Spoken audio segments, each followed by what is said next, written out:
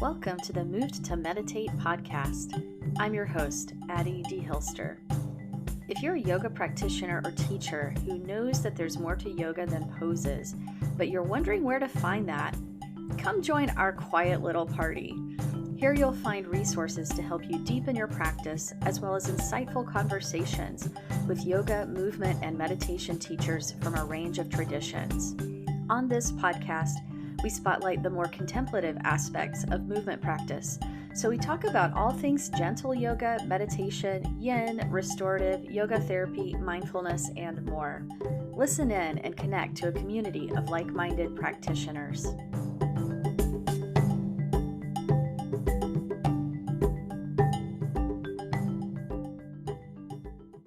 Hi, everyone. Thanks for checking out today's podcast episode.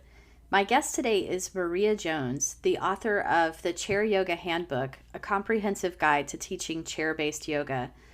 In this conversation, Maria also shares her perspective as a person living with chronic illness, and she talks about how she uses yoga as a tool to manage systemic lupus.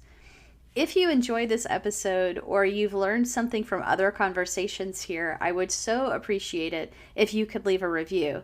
If you're listening on Apple Podcasts, you go to our show's page on the app and scroll down to the ratings and reviews, and then you just click See All to find the Write a Review button where you can share a little something. Not only is that feedback super helpful, but it makes a big difference in new people finding the show. Every rating and every share helps get these practices out to people who can really benefit from them. So thank you so much for doing that. On the podcast today, you'll hear about Maria's journey with autoimmune illness and getting diagnosed with systemic lupus. She started with more active yoga and movement and then discovered yin and restorative yoga practices, but the breakthrough really came when she learned about chair yoga. Now she chairs chair yoga with a variety of students, including elders and people with multiple sclerosis. So we talk about so many things in this episode, including how the chair brought in a whole new world of possibilities for her for an active but supported practice, how using the chair to explore a pose like revolved triangle or half moon could provide any yoga practitioner with insights that they can apply to the more classical version of the shape. Also, how chair yoga classes provide important social engagement opportunities for students experiencing the isolation of chronic illness or living in nursing homes, which she calls care homes because she's in the UK. Maria also talked about using chair yoga class as an opportunity to work on functional daily life movements that help people maintain independence as they age or cope with a chronic illness. And I asked Maria for her go-to way of working with fatigue and the overwhelm that fatigue causes. And you'll have to listen to hear her really helpful answer, and hint, it's not coffee. So we talked about many things in this episode, the role of breathing practices and even music. So listen in, and I hope you'll enjoy this conversation with Maria Jones. You'll find the links to her book, her website, and other resources in the show notes on my website at movedtomeditate.yoga/podcast. So let's hear this conversation. Okay, hello everybody. Welcome back to the podcast. Today I am excited to be speaking with Maria Jones. She is the author of the Chair Yoga Handbook, a comprehensive guide to teaching chair-based yoga. And she is coming to us from Scotland, and it's evening there for her. And I'm really just grateful, Maria, for you for taking the time to share some of your evening with us and share some of your insight about chair-based yoga. So do you want to just start with telling us a little more about who you are and what your work is all about? I'm the owner and founder of Yuva Yoga, which is a little yoga business that specializes in chair yoga. And the reason I decided to specialize in that particular area was because at the very beginning of my yoga teaching journey, I started teaching people who have multiple sclerosis. And it kind of evolved from there. I got a lot of satisfaction from teaching people who were less able and older. And it quickly kind of mushroomed out, is a good word, mushroom, mushroomed out um, to older adults in care homes and sheltered housing. It and then I was invited to teach in communities where people with dementia and Alzheimer's were. So plenty of opportunities appeared, and sometimes we attract what we wish for, and I think that's what it was. I was getting so much meaningful teaching and experience from teaching chair yoga that I decided to just stick with that. And over time, I gave up all the other things I used to do, which was body balance, even vinyasa classes, and cycling. But I kept just the chair yoga, and I also now have a chair exercise class, which is also great for people who are less able and older adults. So that's basically it. It just gave me so much satisfaction. And one of the reasons why teaching chair yoga was giving me so much satisfaction was because I am chronically ill myself. I have systemic lupus, or I live with systemic lupus. Have I live with systemic lupus, and that basically means that I have had to deal with certain challenges of chronic illness and disease, and yoga really helped me. I wish I knew about chair yoga at the time when I was really unwell, and I knew I was going to benefit from that. But having transitioned to a more spiritual practice and having to stop my asana practice in the years that I was really unwell before my transplant, my kidney transplant, which was due to kidney failure because of systemic lupus. But anyway, in those years, I kind of thought that it's such a shame for people to think that there is no space for them to go in order to practice. Well, in reality, there is a space to go where they don't have to sit on the floor. Uh, in my particular case, I had 2 liters of fluid in my belly because I was on peritoneal dialysis, so I couldn't really fold forward. It was like I was 6 months pregnant. Um, and, there were things like that were happening. And I don't want that to be the case anymore for others. I want them to know that there is a space for people who are older, less able, less mobile to practice, because the chair can make it entirely possible for them to do so. Well, I love that. And I think that's so powerful, for you as a teacher to offer these teachings to others when you have the connection to your own experience to, for them to really like relate to and to know that it's made such a difference for you. And you've been really open about your own experience with lupus, and you've made some podcast episodes about that on your podcast. And I'm just curious if you can describe for us a little bit more, like what are some of the symptoms for people who aren't so familiar with lupus, but what are some of the things that you deal with, and how did yoga help with some of those specific symptoms? Well, before diagnosis, before I was given a fair bit of medication to deal with the symptoms of systemic lupus, I was experiencing a lot of joint pain, and malice is the word that they're using for feeling like you're about to go down with the flu, but not actually having the flu. Mm-hmm. So a lot of fatigue, headaches, muscle and joint pain. And it can come about and make you feel like you really have the flu all the time at the very extreme. And in a milder form, you just have the constant joint pain, like somebody with rheumatoid arthritis. It then gets easier through the day, and in the morning again, you're stiff again, and you have to get going. So that's kind of typical. The joint pain, the fatigue, the malice, all those things are Mm-hmm. very typical. And the pain, of course, as I said, and that can have an effect over time. I had to experience these quite strongly for about a year before my diagnosis. um, but even in that year, I started feeling the long-term effects of those things that can have on people who are not receiving treatment or a correct diagnosis for their disease, systemic lupus in this case, like depression and isolation, and feeling a little bit like they're losing their identity. So psychologically, there is an impact when Mm-hmm. you're chronically ill as well, and you feel quite lonely and isolated.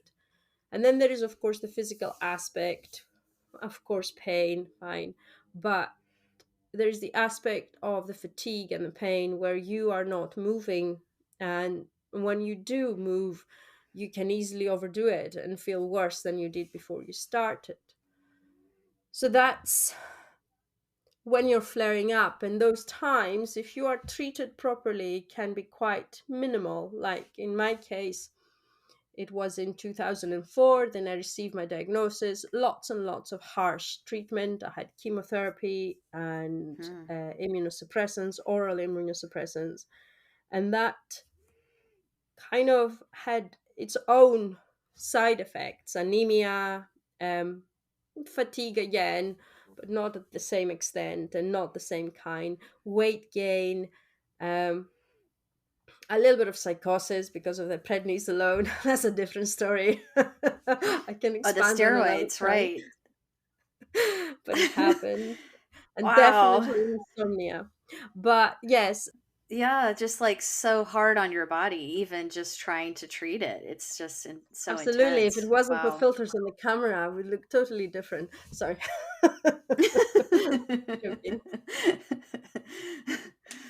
Did you have a yoga practice before your diagnosis, Uh, or did you seek out yoga in the process of working with lupus?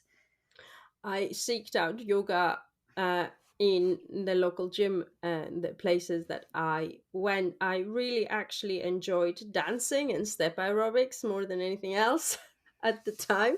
Typical 80s, shall we say, exercise regime. Um, but so signing up to the gym meant that I could attend yoga classes at a very affordable rate because it was part of the membership. Because actually, yoga Hmm. classes can get quite expensive at times. So I would attend body balance classes, Les Mills body balance classes, and just general yoga classes, yin style yoga classes when I was unwell. So all those things really helped me remain mobile and flexible. And when I was a little bit better and I would go to a body balance class, in fact it did help you remain quite fit to an extent. And then you weren't at the very very bottom, like at the zero fitness. When you went back to full exercise, you were at the reasonable level where you can adapt, you can take the lower option and build up from there. So that was a very nice trick of having seeking out yoga and doing it, especially because in the case of body balance and yin yoga, which is what I used to do, um, they kind of do the same things over and over again. And it's nice to have that repetition because you know how to adapt it, and then nobody needs to tell you Mm-hmm. how to adapt it the next time. So it became kind of a tool to know what you needed to do at home. When I established a personal practice properly in 2016, when yoga teacher training, my proper yoga teacher training started, I had already completed a kids yoga teacher training by that time, and I was going to yoga classes pretty much of every day by that point in time. So in 2000 and at the end of 2016, I started building a personal practice, which at the very beginning of it was just the magic 10, as they call it. It is 10 moves, it takes 10 minutes, and it includes you getting on your hands against your wall, so on a handstand. It was very nice and very strong, and I loved it. And then in 2000, and at the end of 2017, I did my restorative yoga teacher training and my therapeutic yoga teacher training and other things like that. Everything progressed quite a lot by that time. And I had a more gentler way to practice which uh, revolved of me laying around bolsters. So I kept the active part for teaching, but my personal practice was a restful practice. What happens if you're teaching a lot of yoga classes and you're going from place to place? You will have a bunch of classes for first thing in the morning for the moms that are not working, for people who are Mm-hmm. retired, etc. So between 9 and 11, maybe even a lunchtime class for those that work in offices. And then, because I was also teaching kids yoga, you would start classes again at 3 o'clock when the kids stop. So you had this nice gap between 12 and 3 o'clock. And my personal practice revolved around me having a nice restorative 15 minutes to myself over bolsters and blankets. And Mm-hmm. confession, I sometimes used to fall asleep a little. And meant Well, to. it takes a lot But of energy to lead those like really more active types of yoga. So it's exactly. I mean, I interesting was that even you're, teaching cycling at yeah. the time, indoor cycling. So yes, a lot of energy Wow. required.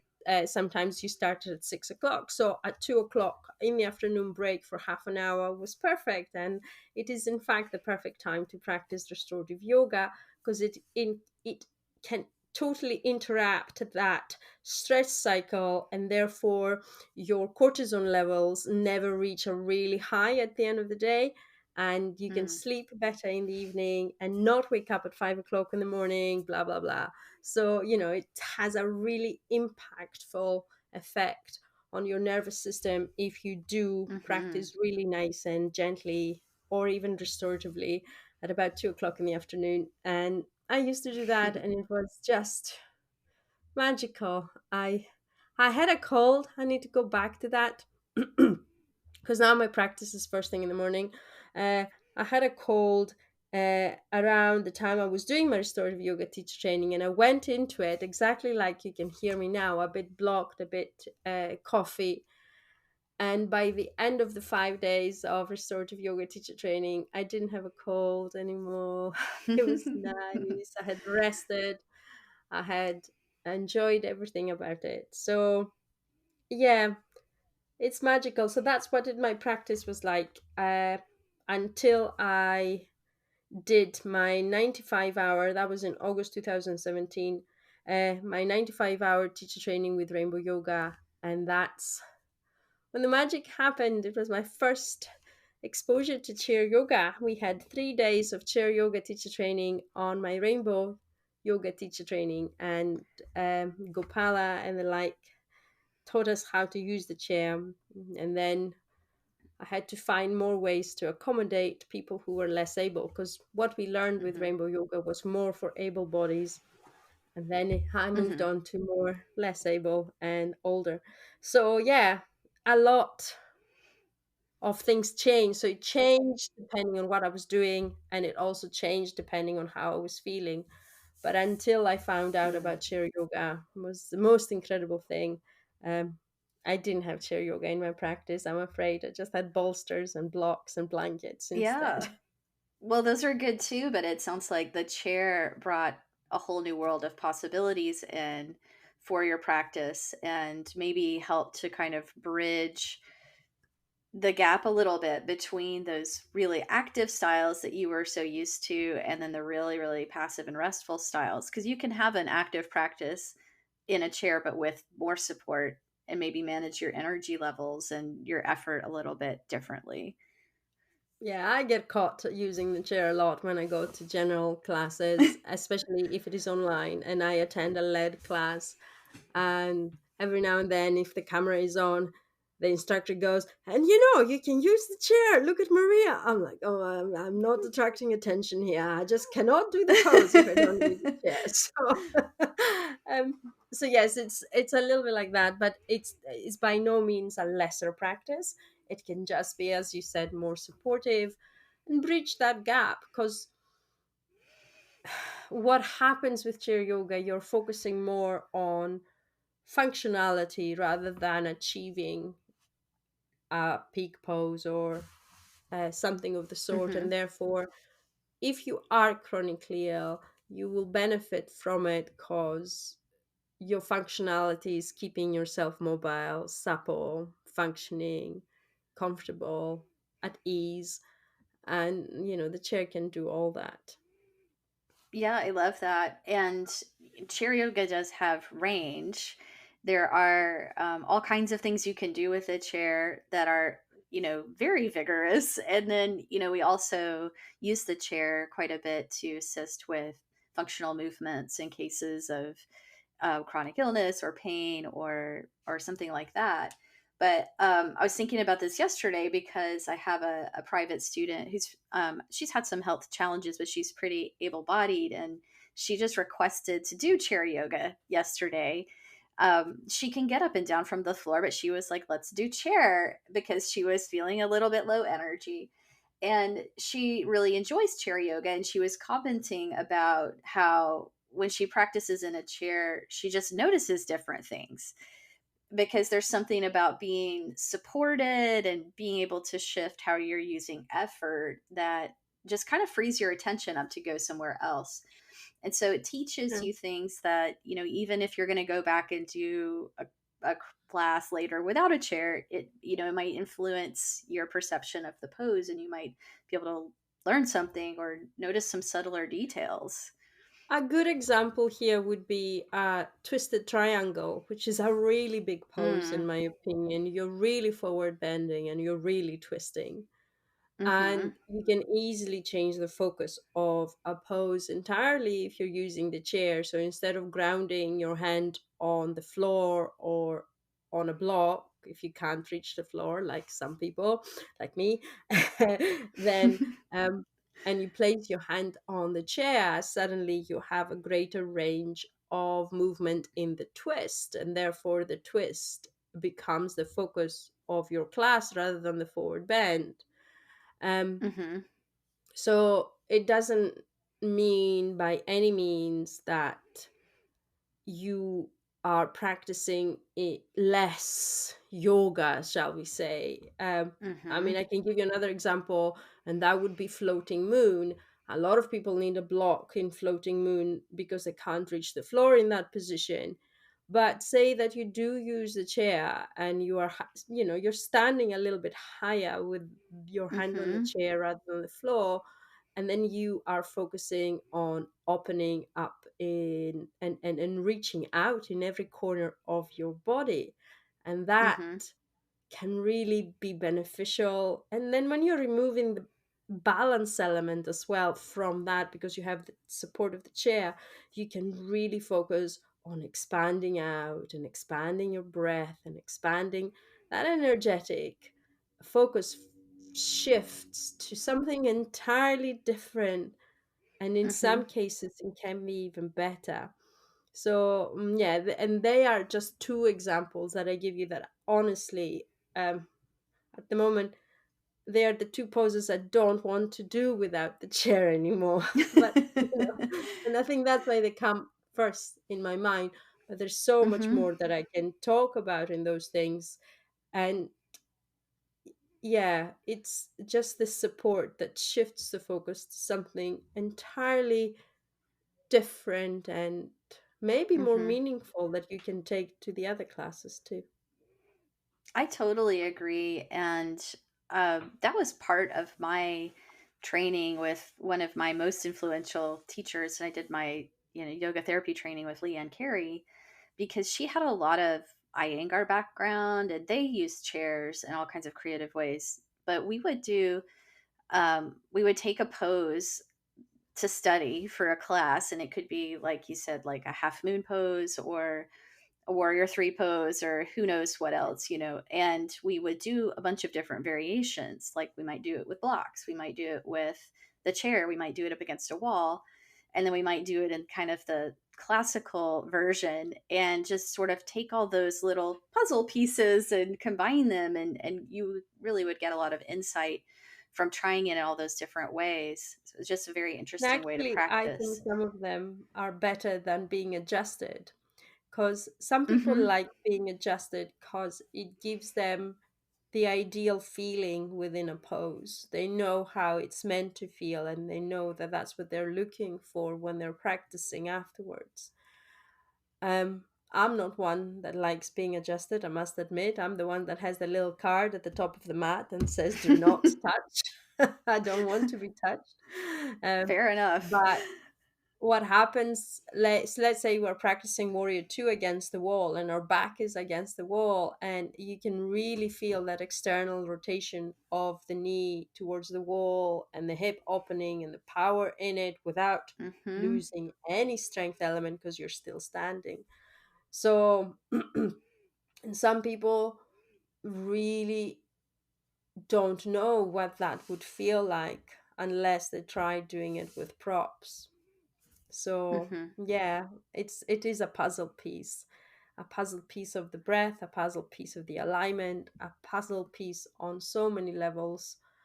So yeah, so multi-dimensional. Each pose is multi-dimensional anyway. So I love it. And the chair is a beautiful tool for meeting people exactly where they are. And you talked about, your early students with MS, and then expanding to different, well, what we might call here nursing homes, or different, populations for seniors who have very widely varying, ability levels, or even, cognitive symptoms. Perhaps you mentioned Alzheimer's. And can you just say a little bit about what that's like for you to try to like design an experience for, you know, these kinds of populations of students, and like what is it that you think they're really gaining from engaging in a yoga practice? I think it depends on the setting as well. In nursing home or care home, as we call it here in the UK, a lot of the people just stay in the rooms all day, and the common room Mm-hmm. is very rarely used. So, activities such as yoga or chair exercise or anything of the sort can bring people together.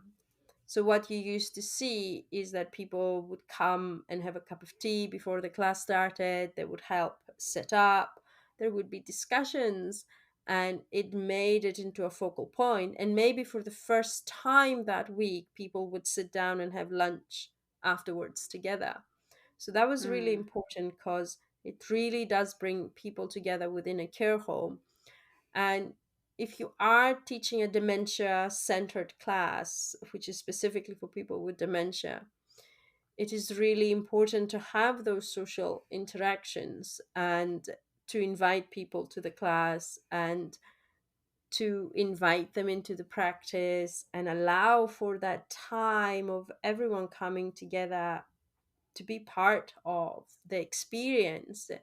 So that's the element of connecting was very big and really good to see. It is important for them. Some care homes set up special lunches once a week so that people can actually sit together, or they have other activities, arts and crafts, or whatever. But what I'm trying to say is that those activities are very important, and Mm-hmm. yoga can have the added benefit of being gentle enough, especially chair yoga, gentle enough and inclusive enough for everybody to participate. Because not everybody likes art, not everybody likes knitting, Movie I night, guess. or Yeah, yeah. or singing, because they have a lot of singing activities as well. So there's a lot of preferences in what they do. The good thing about yoga and what my experience of it is that provided you're running it long enough, at some point in time, everybody will give it a go and then Mm. decide if it is for them or not. Uh, and that is great. That is incredibly great. And that's when you start getting to know their preferences and their aims and their goals, and you can bring other elements to it. I think the best person to see of bringing other elements to it is actually Yoga Vista, Cherie Zach Morris, and she is incredible Hmm. at incorporating yoga dance into the whole thing and music. And part of my kids' yoga teacher training was, of course, yoga to music. And when I started incorporating that into the class as well, there was significantly more engagement and more people came about. Mm, And yes, maybe sometimes it resembles a little bit of chair exercise, but there is nothing wrong with that. People are moving, people are engaging, people are coming together. It's hmm. still yoga, uh, a multidimensional They're way of getting the practicing. benefit. Exactly. Yeah. On the music topic, I've heard about, music therapy being really beneficial for Alzheimer's, just as a side note, because there's something about the way that the brain processes and stores musical memories that sometimes, you could be in a quite advanced state of dementia and hear music, and that can trigger, you know, really being present in a way that's not normally available. So it's It's just like drawing really, somebody out. Did you watch? Oh yeah. no, that might not be a very good example. But if you watch Stranger Things, and there was the girl in the last series where used the music to come out of that phase, that that terrible phase that she was in, um, and it might be something like that. I don't know, but it draws people Yeah. out. It helps them remember. People who have experienced a stroke, I know it's not Mhm. dementia, but people who have experienced a stroke and may have issues with speaking and language are really helped when it comes to singing. So they might be able to sing the words and say the words while they're singing and not stumble upon any of the words that they're saying. But if they were to read those words or even say them plain, they wouldn't be able to. So there's a Mhm. certain magic in the music, and it assists those with dementia or stroke or Alzheimer's to uh, reconnect, make those neural connections again. That could mean that they may find a memory, a person, a word, something to brighten up that day. It's a tough disease. It's very progressive. It never goes back a step, is what I'm trying to say. Once Mhm. it's a very scary experience, especially for those with the families. And the more we can do to keep those people from fading, Mhm. the better. And I think music is very important for reminiscence, for speech, for enjoyment and Connection. fun and interactions. Yeah, absolutely. And I think it's just another way that you can create connection and like that social experience that's such a benefit that you've been highlighting as part of these chair yoga classes in groups because You learn so much about the person with music. You learn so much. They will yeah. tell you all the stories about the times they were dancing at that music hall and that and they're going to tell you, that pub around the corner, a public house like a cafe, alcohol place, bar. Anyway, that pub Mhm. around the corner, we used to go there and it was the in place to go. And in fact, I found myself thinking that the other day.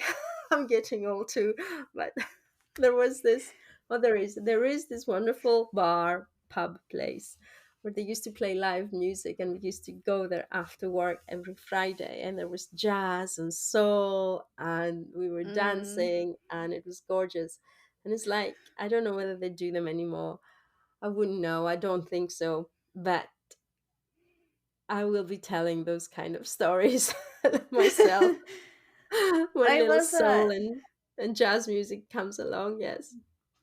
It's like such a whole person experience, this chair yoga class, and it's so important to think of it that way, is having, the not only the physical benefits, but this uplifting quality and this quality of connection with others. Those are lifelines for whatever is going on for us, just, regular daily stressors or being in, an intense health situation. These are You have lifelines. to let go your expectations as a practitioner and teacher yourself. Like, Mhm. um, what I'm trying to say is that you have to let go of expectations of what your class will look like, because sometimes it doesn't look like regular yoga. It looks like chair exercise class. It things may not go well because somebody may have a little tantrum that day or something may happen as such, or walk away and come back and walk away and come back. And you need to know how to deal with those things. Some people, especially the people with MS that I work with, have a lot of incidents where they really do not feel well that day. Maybe they haven't slept well, maybe something happened. And that can also change the vibe of the class. And just like kids yoga classes, I guess you have to have no expectations. It's not a predictable class to deliver. If you're delivering to older Mhm. adults, seniors, if you're delivering to seniors or chronically ill people or people with dementia, there is a lot. The landscape can be quite varied and Mhm. changeable, and you have to be the kind of person that you are not attached to what you're going to deliver, not attached to the outcome. You're just showing up and grateful to simply be there and have a cup of tea Mhm. with them. I can, numerous times I've turned up and they had forgotten that the class was on. So I'm sitting there in community center, if it isn't in a care home, and nobody's there. And you're like, oh, what do I do Uh, this? And this also costed me £20, $30, whatever, costed me to hire the room. But at the end of the day, you know you're doing something meaningful, and um, it's it's rewarding when they're there. It's rewarding when they're engaging. It's rewarding overall. mhm. So I think, yeah, and I think that's why I like it. And I think that was the reason why I liked kids yoga classes as well. There was this unexpected element as well there. I used to do a You lot of just have those to be in. responsive. Oh, I don't know. I mean, Yeah, you just have to be open to the exactly. possibilities. Responding to what's in front of you. Yeah, I love Yeah. that. Well, but speaking of some of the physical possible benefits of chair yoga, you were earlier talking about functional movements. And I think you mean by that the kinds of movements that then translate into daily life Yeah. functions, right? Can you talk a little more about how you tie those together, how you work on that in yoga, and what that looks like for someone in daily life? There is an element of mobility that is required for people to carry out daily tasks. Mm-hmm. So things like the joint freeing series, which people can go and look up what they are, Mukunda styles joint freeing series can easily be adapted to fit the chair. And those movements are quite functional. I guess they can easily be translated to daily life, but at the same time, they're loosening up the joints to carry out daily tasks. You also have things like a squat chair pose. You also have things like squat, which can be adapted because they may not be able to do the chair pose as we know it. So it can be adapted to something like sit to stand or standing to sitting, which is really a squat Mm-hmm. again.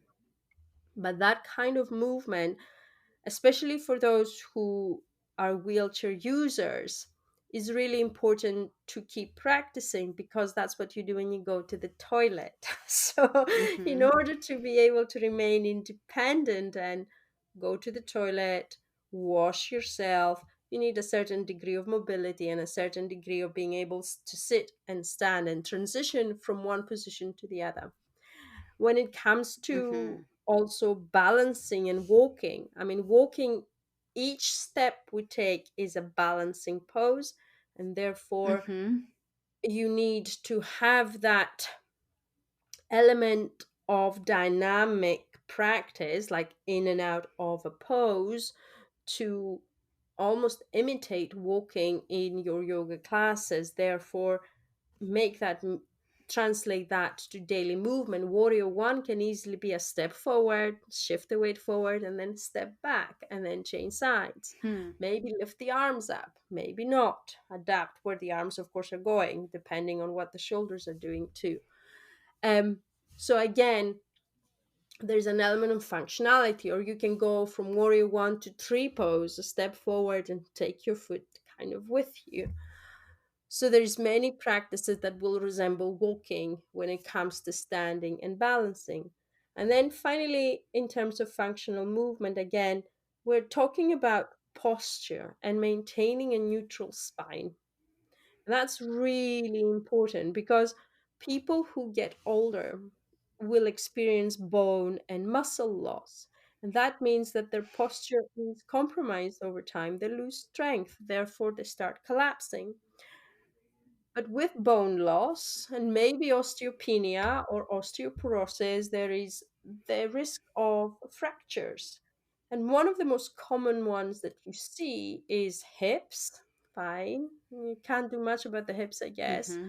But the ones that you can do something about, especially in a yoga class, is the spinal fractures, even the hairline fractures that you get on the spine because of not being able to maintain a neutral spine and therefore placing undue load into certain vertebrae, into certain areas of the spine.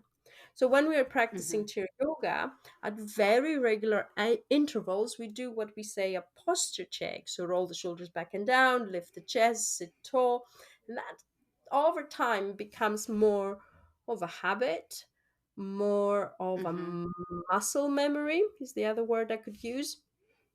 And then that can help them maintain that neutral spine when they're carrying out daily tasks, picking things off the floor, tying their laces, getting dressed, having a shower, Mm-hmm. bending forward, twisting. You know, everybody says, oh, if he has osteoporosis, they're going not able to bend forward and twist. You're like, they don't spend their lives not bending forward and twisting. They're It's still not doing realistic. those things. So you Yeah. might as well teach them Mm-hmm. how to do that in order not to experience an injury in their daily lives because Mm-hmm. their bones are fragile. So, yeah, that's what we do. Posture, sit to stand, so leg strength, balance, and mobility. They are the very four elements. And then, if you want to be really adventurous, you have to start doing a little bit of hand yoga, as I call it, which is all about, again, remaining independent. But what happens is that with muscle loss comes elasticity loss as well.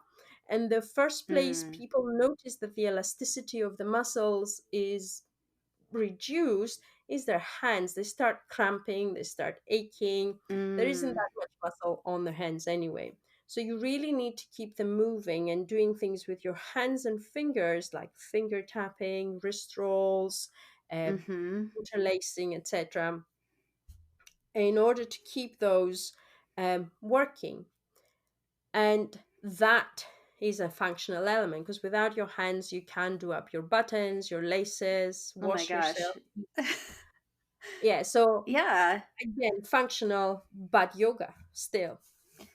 It's absolutely because you don't realize the impact of those things that you take for granted until you go to get a mug out of the cabinet to make your tea and you're like, "Why is this a struggle?" You know? Or when you try to open a bottle of juice Yeah. from the fridge. Anything, and it just becomes, something sometimes where people end up getting devices to help do that, or they stop being able to bend down to the floor, so they find other ways to put their shoes on, and then you lose the ability to do that if you stop trying to do that. And I think yoga is a great place, a safe place to kind of take the pressure off, but practice some of those skills so that we delay losing them or don't lose them. And it is so vital. I think there is 16,000 nerve endings at the end of each hand and fingers, Mm, and that means that greater brain involvement is required for us to move things and to touch things and to do things. Therefore, mhm, if you do have people at the earlier stages of dementia or Alzheimer's, working with your hands and fingers can work towards maintaining cognitive reserve and um, brain yoga as they call it, and your hands are mhm. part of that too. Yeah, that fine motor control in the hands is a workout for the brain.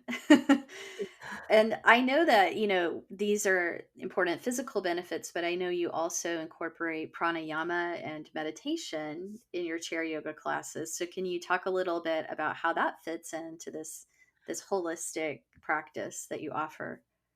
What I find is that a lot of people that come to the chair yoga classes, even if it is later in life, they're not familiar with the practice. So there is no previous history of yoga before they come to the yoga Mhm. classes. And that's absolutely fine because, in fact, the simple breath awareness or coordinating breath to movement and allowing for the breathing to lead the movement, which is actually what the sutras are saying, allowing for the breath to lead the movement and having that breath awareness is a really great starting point. Breath led movement requires quite a lot of brain involvement. I don't know whether you remember what it was like to do your first sun salutations and you were like, what am I doing now? You're like, wait, Am I raise the breathing in? arms, Am breathe I in, breathing wait, out? yeah. Yeah, And it is totally. also a really safe way to practice pranayama and breath control because inhale, and you can coordinate it with dynamic movement, exhale, and create Mhm. little vinyasas, little sequences that your brain engages. There is mobility element to it, and of course, you're practicing breathing in itself. And then when they have mastered that, I always um, introduce a little bit of breath control. And again, trick them to it by finger tapping. So we are inhaling, tapping one way, exhaling, tapping the other, or inhaling, open, exhaling, close, or even inhaling, take your hands apart, and exhaling, bring them together. What that does, especially with your eyes closed, it gives you an element of proprioception, which is really important for balance and coordination again. So when they do finally get to breath control, again, there is no counting as such on my behalf, but they can regulate the breathing a little bit better and work with movement, regulate it. Maybe the counting and the finger tapping can work also for themselves. And then when they have gone past that as well, then I will start introducing more complex pranayama the way that you and I have been taught it at our teacher trainings. Um, One of the best ones that they finally get to is to do alternate nostril breathing without their hands and realizing the Mhm. power the brain has over the direction of the breathing. People who practice without their hands, alternate nostril breathing, use it, especially my MS people who may need to have MRI scans quite often and they do not like being in those Mhm. confined spaces. They Oh, it's so use it scary. inside the MRI to calm themselves Mhm. as they're in it or to go to sleep at night and they do not have to use their Mhm. hands. So there are loads of techniques that can be used to get there. Even oming can extend the exhalation. Pursing your lips can extend the exhalation, and what we know, straw breath, and slowly out. So Mhm. I work with awareness. I incorporate breath control with breath led movement. Once they have got that, then we can go to more still and extensive pranayama practices.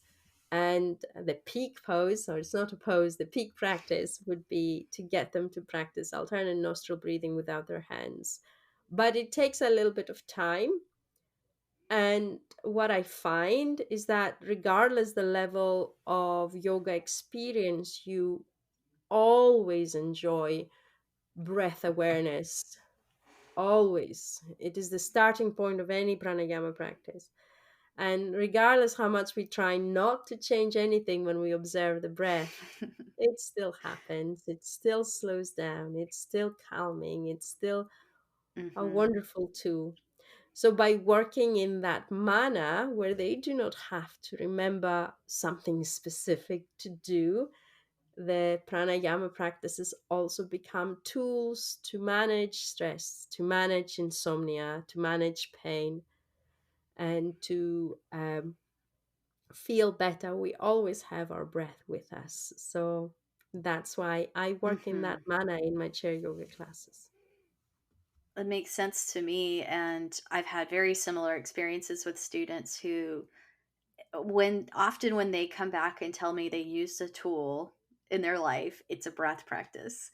And similar to what you said about the MRI machine, I've had people come back and tell me how they used a breath practice in a moment of fear or pain or in a medical procedure or something like that, and that they slowed their breathing down and calmed their system, and it made a difference.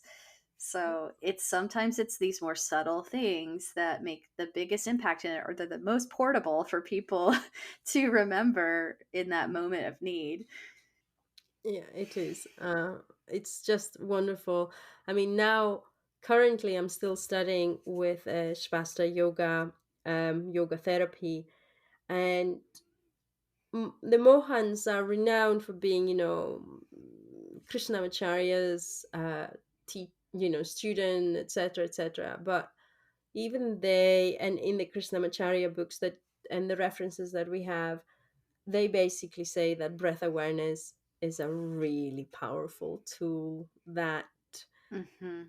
is underestimated, and people move too fast forward rather than going with the awareness, then using ujjayi breath or straw breath to control the breathing.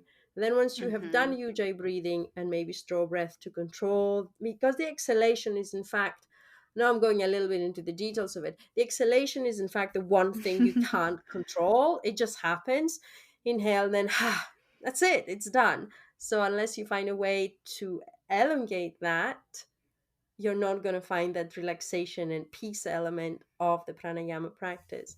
So it is Mm. natural to start with that awareness, and then learning to control the exhalation, learning to control your breathing, learning to control your breathing to movement. And slowly it becomes just more natural and powerful because it's there. It makes sense, and it all starts with awareness.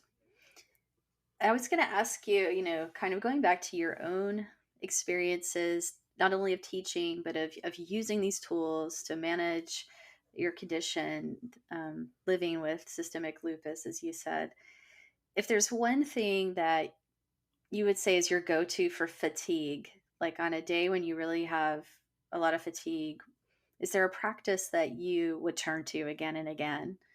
Yeah, for fatigue, well, coffee doesn't work. I can tell you that for sure. I tried that, and that's not a practice anyway. But It's a go-to um, for a lot of us, so that's yes, that's it a good is. one to name that if it's not the right I tool. am a coffee addict, I must admit, but not for that reason. It's because I really love the taste of coffee. But the one thing that has really helped is to start. What happens when you're fatigued? Everything seems incredibly overwhelming. And in my experience, in order to avoid that overwhelm, because quite often I cannot do very much with the fatigue anyway, I still have to carry out my tasks and get on with my daily life. The one thing that has really been helpful is pausing, even for a few seconds, closing the eyes, pausing, and taking really deep, big breaths in.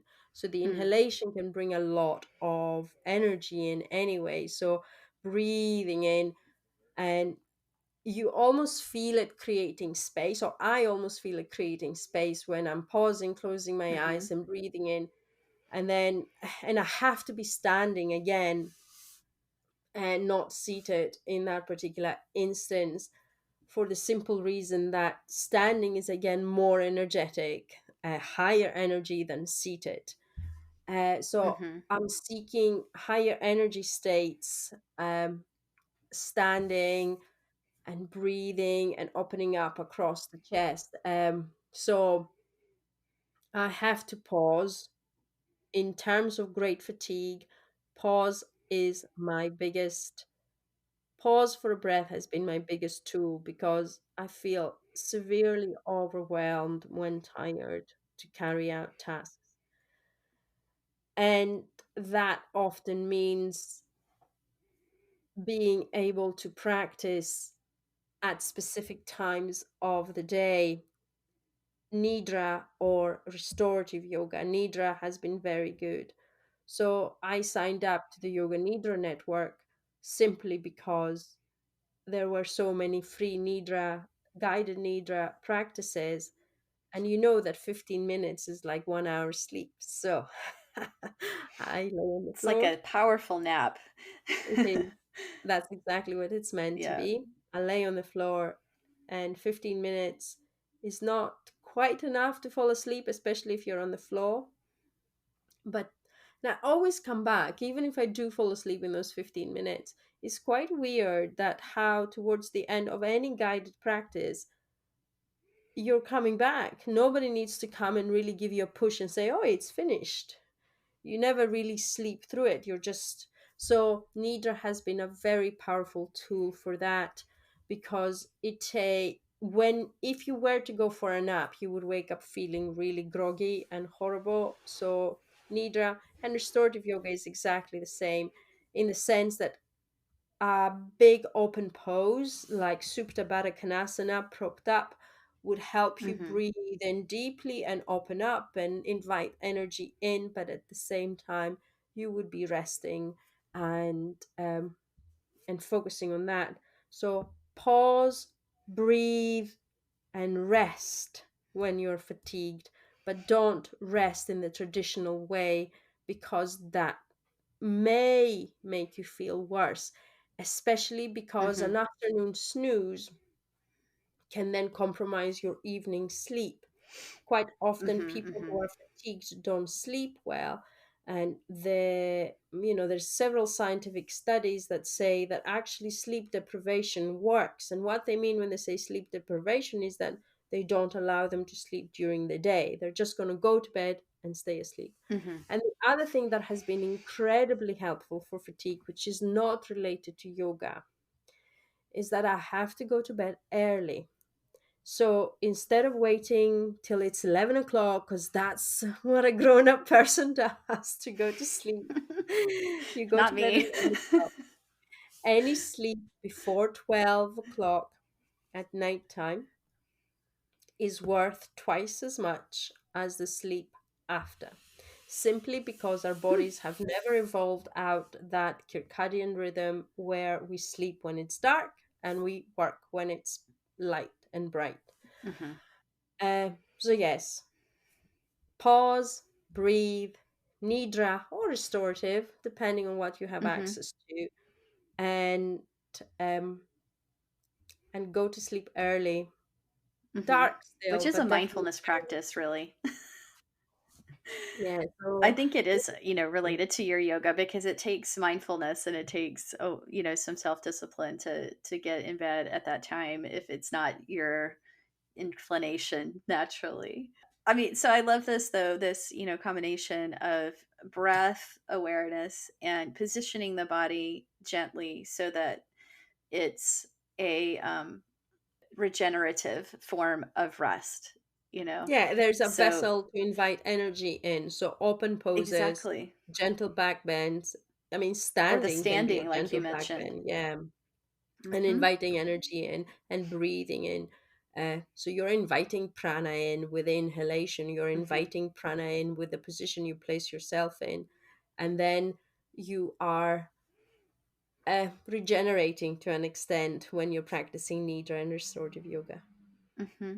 And it's a gentle way to invite more energy into your system that's not going to deplete you further and also not going to just take you out completely, you know? Mhm. Even yin yoga can be depleting in the times when or was depleting in the times when I was unwell, and I kind of Mm, knew that. And I wasn't quite restorative yoga trained, but I knew that doing what I now know is a supported yin pose, uh, supporting myself in a yoga pose was incredibly more beneficial than mhm, what traditionally we do in yin, where we try not to use props, but they can be part of the Oh, practice. well, and I don't adhere to that school of thought at all. I use a lot of props in yin, but I know it's one of those things that people have really different takes on it. But I can see how if you try not to use props, Yeah, I always support my head in the yin practice because it's more relaxing. That's 10% of your body weight. So if you release it somewhere, you're going to feel better yeah, about it. yeah. I just feel, not to go off on a whole other topic, but I feel like it becomes yang. If we're not supporting ourselves as needed, it can't be yin. We can't let go as intended in the poses. So it's like a whole soapbox thing for me. But I can see why it would feel like depleting if you're having to exert a lot of energy in a class like that where you're holding poses a long time. So yeah, Yeah, the restorative supported practices would make a lot more sense for addressing fatigue. absolutely. Absolutely. But yes, you have to invite it in either through the breath or through the position you're placing yourself in. Hmm. I love that. Thank you for, yeah, describing that beautiful balance so well. Well, this has been really wonderful to pick your brain about these different forms of yoga, and particularly chair yoga, and the many ways they can benefit us whether we live with chronic illness or not. And I will link to your book in the show notes for sure. And can you tell us a little bit more about where people can find you, connect with you, find more of your work, keep learning from My you? website is a very good landing place, and that's yuvayoga.co.uk. And from there, pretty much everything is self explanatory. But social media is also pretty good. I'm pretty active on Instagram, and I am active on Facebook too, but mostly on Instagram at Yuva Yoga UK. And yeah, you can find me there. I am trying to fall in love with Twitter again, especially because Whoa. now I am an author and a published author. I Oh, was it's told good for that's the authors. way to go. You have to be on Twitter, and I'm like, I've fallen out of Well, with Twitter. Twitter's falling apart currently, so I don't even know if that's so true Yeah, anymore, but exactly. So at Yuva Yoga UK on Twitter as well. Uh, if you follow me, I normally follow back. But what I'm trying to say is that yes, I am mostly active on Instagram at Yuva Yoga UK. The handle is the same everywhere, pretty much. And my website, yuvayoga.co.uk. Yeah, you will I'll see put my those beautiful links on my yogis. site so people can find them easily, but it's YUVA yoga, Yuva Yeah, yoga, it is. right? It is. Yeah. A very peculiar, I guess, name to choose, but it means young in Sanskrit, I was told. So Oh, I was, I like it. I had initially chosen that name um, because I started with kids yoga in 2016, but I had every intention of moving on to adult yoga. So I couldn't just be Yogi Bears or Yogi. It couldn't just Yeah. be a kids yoga thing. It had to be something entirely maybe disconnected. Hmm. And I didn't just want it to be my name. There's quite a lot of Maria Joneses out there. So I decided to Understandable. come up with that name. But as it turns out, it is also a place in Turkey. So, and they have beautiful yoga retreats supposedly there. So I have to go and check them out one day. That sounds fun. Yeah, sorry, long story short. But you can find the Chair Yoga Handbook on my website as well as on Amazon. It's called the Chair Yoga Handbook. And if you actually search for that, it does come up with the book. It's a nice purpley white color. My face is at the front of it. So we'll As know it's much as you. I didn't want my face on it, the illustrator and the editor said, no, that's a good idea. I'm like, I'm gonna be older when this is still out. This is no, this is a good idea. It's a I was like, moment in oh. time. Sorry, I keep I talking. think it is But yeah. because You represent Chair Yoga as someone who's engaging it from both sides, as a practitioner who lives with a chronic illness, and as a teacher who shares these practices. So I Yeah, think that makes sense to have absolutely. you on the cover. Well, thank you for everything you've shared. It's been really good to talk to you and learn from all of your generously shared experiences. So thank you so much for taking the time today, Maria. Thank you. Thank you. Thank you for having me. It's been incredible. And yeah, please connect, everybody. I would love to see you on my feed. Let's do that. So that's today's episode. If you enjoyed this conversation, please share it with a friend and or leave us a review on Apple Podcasts and help others find us that way. To learn more about my work, the Moved to Meditate class library, live online classes, teacher trainings, and private lessons, go to movedtomeditate.yoga. Thanks so much for listening.